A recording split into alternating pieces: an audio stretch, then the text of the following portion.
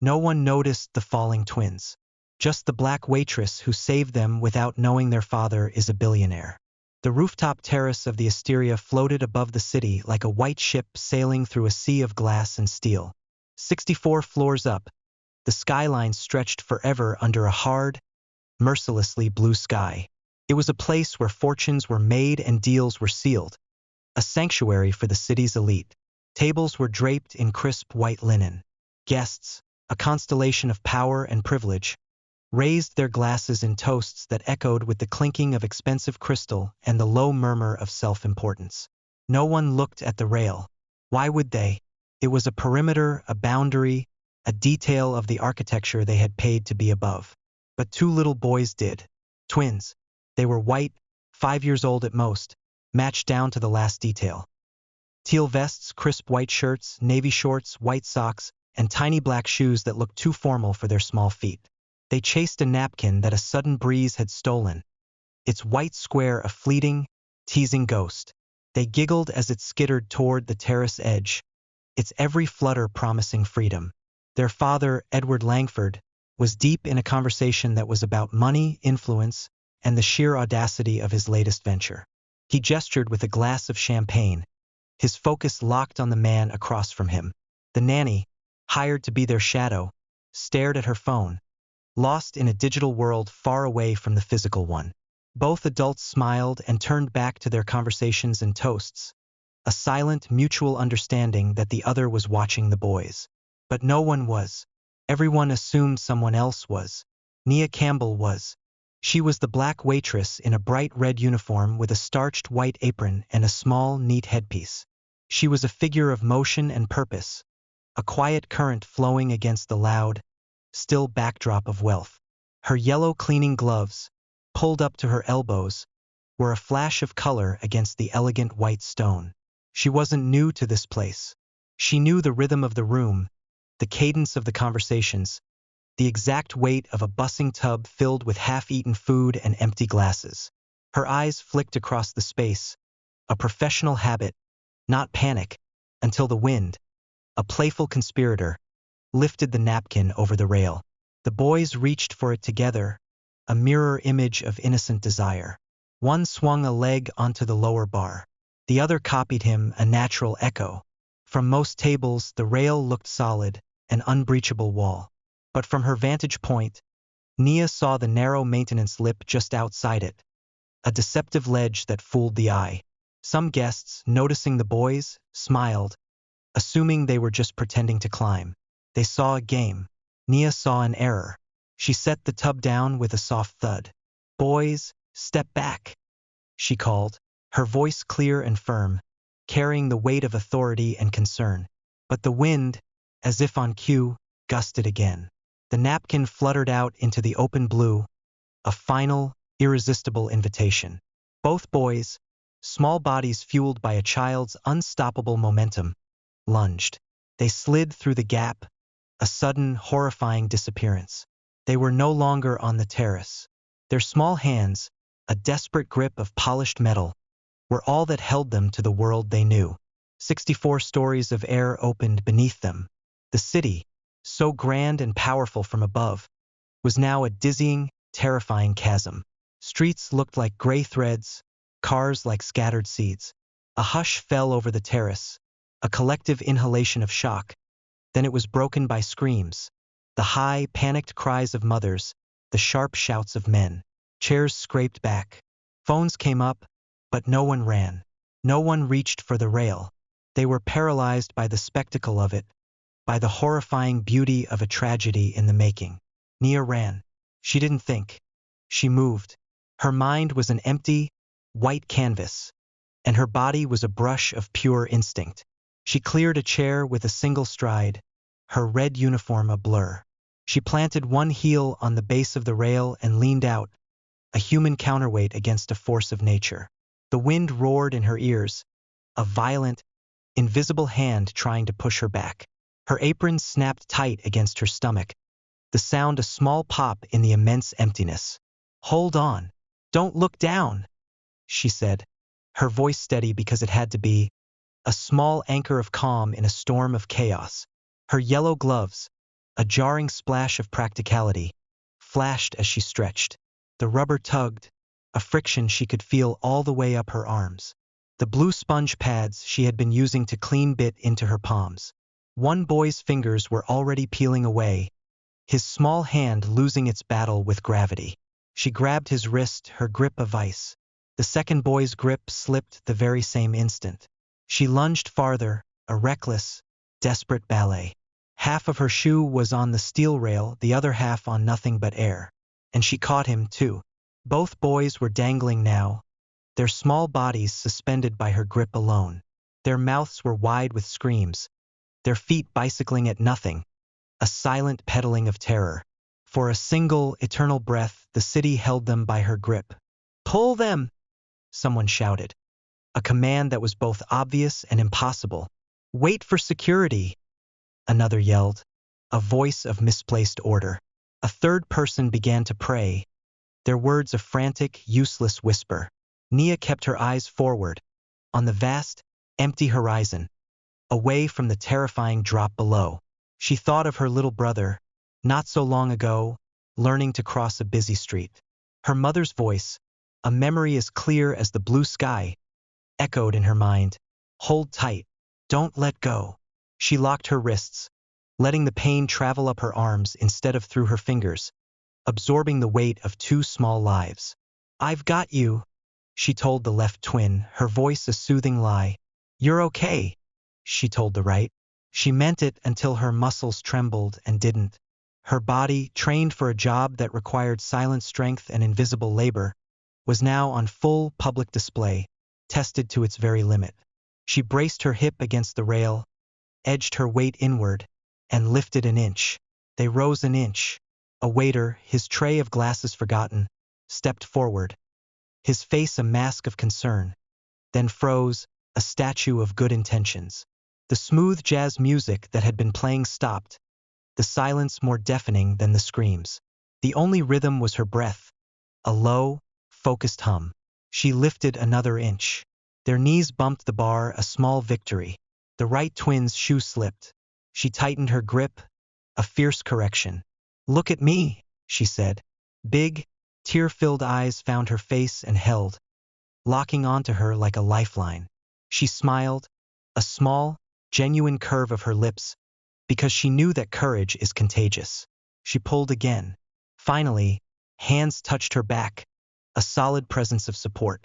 It was the dishwasher, his apron still wet, giving her a counteranchor. With a low groan, a sound of pure effort, she brought the first boy over the rail. He hit the stone and curled into a ball, sobbing, a small comma in a sentence of terror. She kept her hold on the second boy, her arms burning hot, then numb. She dug the sponge textures deeper around his wrist, pivoted her left foot onto the rail, and rose inch by shaken inch until his knees cleared the bar. She collapsed to her knees with him in her lap as the terrace erupted. The boys, tiny, fragile bundles of fear, grabbed her neck, their hands clutching her like a safe harbor. She smelled the sweet scent of their shampoo, a domestic detail that felt entirely out of place in this moment of high drama. Some guests clapped, their hands slapping together in a confused, desperate rhythm because they didn't know what else to do. A woman whispered, "Did you see that?" Her voice filled with a stunned disbelief. Someone sprinted for the manager. Someone else dialed emergency services, with nothing to report but a miracle finished. Nia checked the boys from head to toe with a brisk, professional tenderness, her training as a caregiver kicking in. Their knees were scraped, their elbows shaken, but their eyes were huge and alive. "You're safe," she'd said, mostly to herself. Her gloves shook. She pulled them off, the yellow rubber a sudden, glaring reality, and let them fall to the white stone, two discarded petals on a cold, elegant floor. A path opened through the stunned crowd. The sound of pounding shoes filled the momentary silence. A man's voice, a familiar voice of authority, cracked with fear and desperation. "Elliot! Evan!" he cried. The words were a prayer, a plea. Money, she thought, can't insure anything. Nia didn't turn. She didn't ask who he was. She had done the one thing that needed doing while everyone else watched. Only then did the terrace truly breathe again. The moment Nia let the gloves slip from her hands, a man broke through the stunned crowd. His suit was flawless, a testament to his status, but his face was stripped bare, pale with terror, his eyes frantic. He dropped to his knees beside the twins and swept them into his arms. Elliot! Evan! His voice cracked, a sound of pure relief and raw fear. Oh God! The boys clung to him, hiccuping with sobs, their small bodies shaking with the aftermath of their ordeal. But even as they buried their faces in his chest, their small hands still reached for Nia, a silent acknowledgement of the person who had pulled them back from the edge. He looked up at her then, his eyes a mirror of her own ragged exhaustion. For a long second, the noise of the terrace faded away. All the shouts, the whispers, the clinking of glasses. It all disappeared. There was only him, his sons, and her. You saved them, he said, his voice low but shaking, filled with a disbelief that was far more profound than any guest's.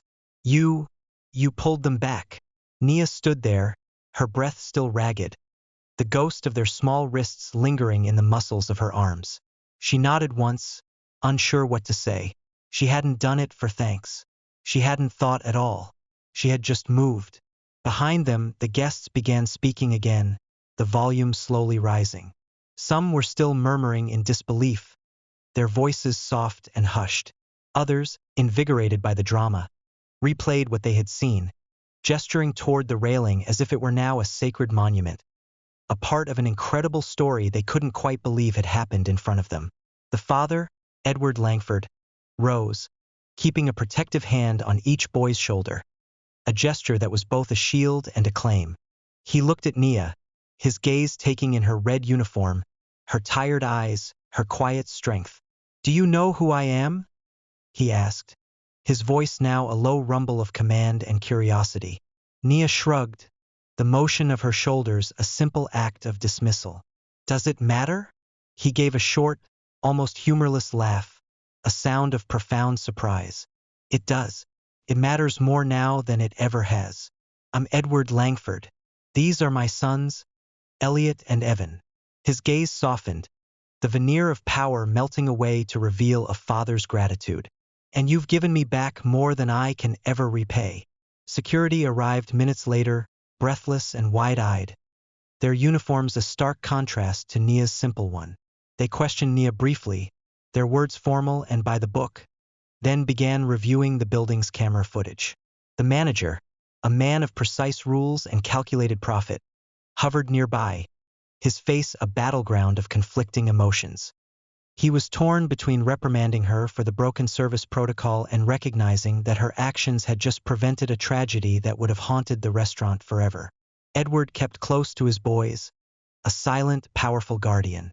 But his eyes, filled with a newfound respect and something more, tracked Nia as she quietly returned to a table she'd abandoned earlier. She gathered dishes with the same silent efficiency she had always used, her movements as fluid and unassuming as if it were just another day. She didn't want to be the center of attention. That wasn't why she had run. 2 hours later, the lunch crowd had finally cleared, their lingering whispers and awestruck stares now just echoes. Edward approached her again, this time with the twins in tow, their small hands in his. They wanted to say something, he said, his voice gentle. The boys shuffled forward, still in their matching teal vests, their hair windswept from the rooftop gusts. Thank you, they said together, their voices small but sure, a perfect, synchronized harmony. Nia smiled, a true smile that reached her eyes. She crouched to their level, meeting their gaze.